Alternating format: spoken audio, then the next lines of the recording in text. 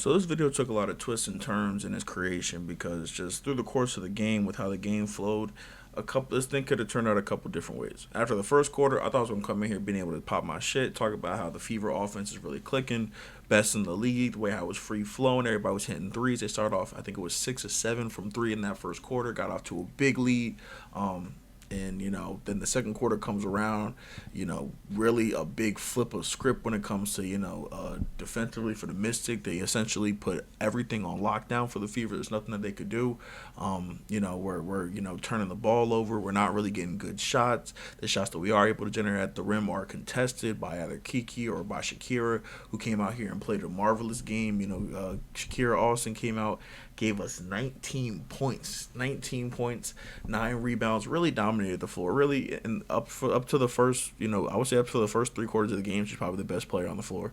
Kawhi just kept, Sonya Citron came out here and gave us 30. I even realized that was the most calm 30 points I think I ever seen scored on the Fever.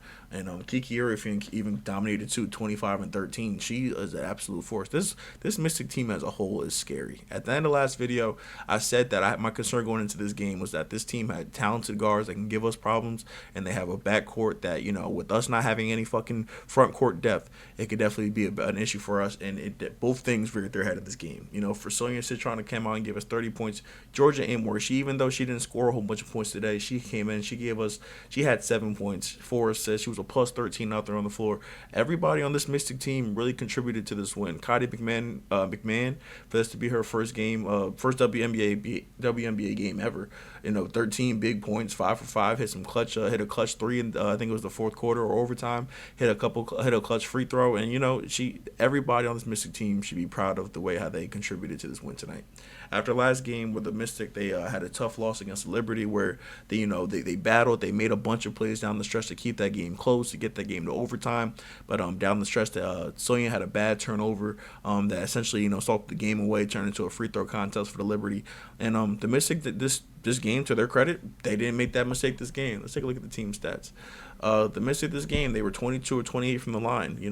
They missed 6 free throws, but hell, so did the Fever. Rebounding, we got killed on the apps. We got killed on the glass. 44 rebounds to 29. We don't have any depth in the front court. And it reared its head for the first time this season. And hopefully this is an eye opener to Kelly and to Amber and to the everybody else in that front office that we have guard play. We got plenty of guard play. We've got solid wing play. Even though Lexi Hull hasn't really come out and really lived up to her deal just yet. I don't even know why I said it like that. I really don't care how much money Lexi Hull made for the player that she has been these past 2 seasons. I think that she well deserved that. I think that she will end up living up to that contract. But we got wings. Sophie Cunningham, she comes out there, she produces. We don't have anybody that can do anything in the paint. Let's take a look at what our bigs did tonight. So, big shout out to Mo Billings, man. Mo Billings, you gave me a lot of ISO buckets that I didn't want to see, and I hope that I never see again. Just going to be straight up with you. There was various times throughout the game where you would get the ball with, enough space to dribble once or twice, and you would do that 2 dribbles, and then you would hit this vicious spin move, and then we'd be nowhere. I think one time you missed a layup. One time you threw the ball out of bounds. I think another time you fell and hit the floor. Hey, listen, yo. I respect it. I like that you were aggressive. Aaliyah didn't really give us anything. She left with that injury. But even prior to that, she wasn't giving us anything. I think she scored, it was 5 points in the first 5 minutes. And then she ended up scoring 4 points for the rest of the time that she was in the game. So, didn't really give us much. So, we needed that energy from you, Mo. But, yeah, I'm good, bro. I don't ever need to see that shit ever again. And the worst part about it is that you were smoking the bunnies. In the fourth quarter, Caitlin Clark gave you a dime leak out pass. All you gotta do is take one dribble and miss it, and you Angel Reached it, bro. I hate to say it. I hate that y'all gonna be mad at me because I worded it like that. But she reached it, yo. She came out there and just flat smoked the layup. It didn't even look good coming off her fingers. She was mildly contested. It was a bad look. So shout out to Mo Billings for the energy, but we gotta just redirect that in better places because that just ain't gonna work. That ain't gonna work for us. Michaela Timpson gave us nothing. For some reason, she only played 4 minutes in a game where we were getting absolutely dominated on the glass, dominated on the defensive glass especially. We actually did a pretty good job offensively rebounding. Excuse me. in a game where we're doing a great job, offensive rebound, but we're getting killed as far as when it comes to stopping their big. Shakira Austin is doing whatever she wants down the stretch. Kiki Irfian is doing whatever she wants down the stretch. But Kayla Timpson, for some reason, plays only 4 minutes. I'm not really sure what was behind that. Even Raven Johnson only playing 4 minutes. What I'm not understanding so much about Stephanie's kind of strategy so far is our lineups don't really make a whole bunch of sense. Everybody, we play everybody. So Caitlin and Kelsey end up playing heavy minutes. And in a regular game, I'm sure Leah Boston will definitely play more than 20 minutes. But everybody else's minutes are kind of dispersed in a way where nobody's really able to get, outside of Caitlin and Kelsey, able to get going. And that's why for the third game in a row, we have a game where Caitlin gives us 30, Caitlin gives us 20 plus, Kelsey gives us 20 plus. But outside of that, we don't get really much of anything. Mo gave us 10, Sophie gave us 7, AB gave us 9, Lexi gave us 9. Dantas gave us 3. It's just not going to work that way. For a team, this to be a team whose offensive strategy is like motion offense and pass and screen away, constantly moving. They love their back cuts. Everybody really doesn't eat the way that you would expect. And another thing that I'm really not liking about this team, I talked about at the beginning of last video, is that when the motion offense isn't working, when you can't just back screen a team to death, like there was various times for the first half where Caitlin Clark would do her signature drive over to Kelsey and try a backdoor pass, and the Mystic were just simply not falling for it. When that's not working for you, the Fever don't have anything to fall back on. They're not a great defensive team, so it's not like they're going to come out here and shut teams down and you're going to have a hard time scoring against them. No, absolutely not. Let's see what the Mystic shots say. The Mystic end up shooting 56% from the field. The fucking Fever can't stop a nosebleed. They can't guard shit. Everybody knows that. But on the offensive end, when their motion offense isn't working, they have nothing else to fall back on. And what you would want them to fall back on is that Aaliyah Boston, Caitlin Clark pick and roll. That's what you would want. At the end of the day, you want it to be that at the end of the day, you want it to be that if nothing else is working for us, we can go A, B, C, C in the middle of the floor. We got shooters on the side of us. We should be able to at least generate points from that every single time down the floor. Every single time down the floor. If we're not getting a easy roll to the rim for AB or a wide open jump shot for Caitlin, we're getting sprays to the corner for Sophie, for Lexi, for Kelsey, for Dantas. Like that's really a situation where a lot of players on this team can honestly thrive. Even Mo Billings, who has proven to be she can knock down a 3 or 2. That's a situation where everybody can thrive. But for some reason, Stephanie White has a setup that this team can only play 5 out, pass, screen away, pass, cut through, It's dribble handoffs. It's we're already 3 games into it. And I see we're in a situation where teams are already getting used to it. All you gotta do is look at a defensive team like the Mystic. They came out and they actually read the scouting report or just watched film for the last 2 games and I'm like, okay, this is what this team likes to do. If we cut this off, what do they have?